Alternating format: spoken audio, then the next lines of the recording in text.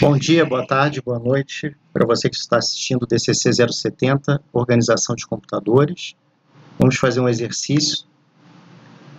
Encontre a menor sequência de instruções MIPS para determinar se existe um carry vindo da soma dos registradores T3 e T4.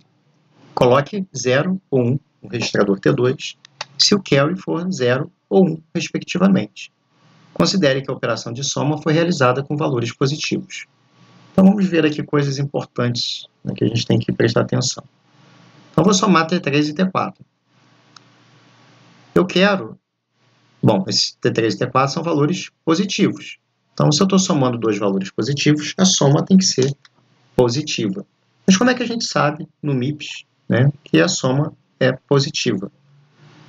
Bom, no MIPS e em outros computadores também, né, quando a gente representa os números com sinal, muitas vezes esse número é representado em complemento a 2. Nessa representação, o bit mais significativo do número, né, no caso de uma arquitetura de 32 bits, esse bit mais significativo, que é o bit 31, ele assume o valor 0 quando o número é positivo, então esse é chamado também de bit de sinal, ou o valor 1 quando ele é negativo. Então, o que eu quero fazer? Eu quero somar esses dois valores, e sendo eles positivos, eu sei que o meu resultado tem de ser um valor positivo. Se o resultado for um número negativo, é porque durante o processo da soma dos dois números, ainda que eles sejam positivos, eles podem ser muito grandes, né, de tal sorte que a soma deles precisa não de 32 bits, mas de um bit, pelo menos, né, um 33º bit, para representar, por exemplo, o bit de sinal.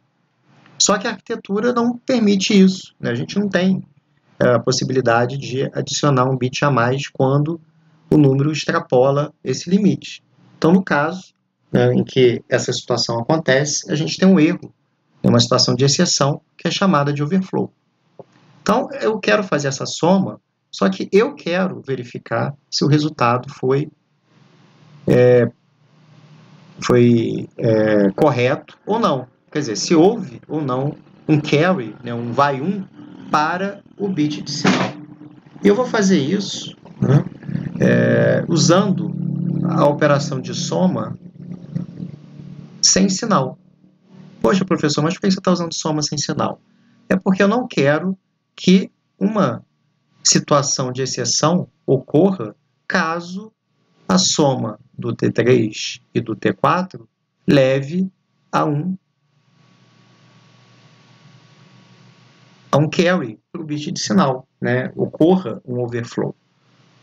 Então, como eu quero tratar o overflow, eu não quero que o sistema operacional trate o overflow, eu vou fazer uma soma desses dois caras como se fosse uma soma sem sinal. Posso até colocar aqui no T2. E aí depois o que eu faço?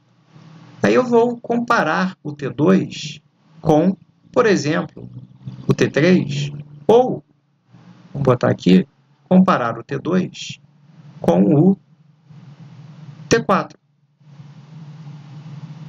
Se a soma foi feita de maneira correta, esse resultado aqui, ele vai ser positivo e maior do que T3.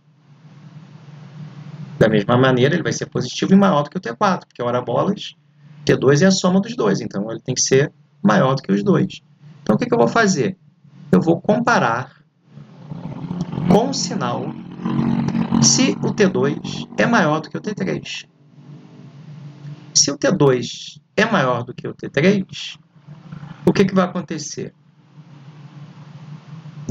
Aliás, eu estou comparando se ele é menor do que, né? Então, eu estou comparando se o T2 é menor do que o T3.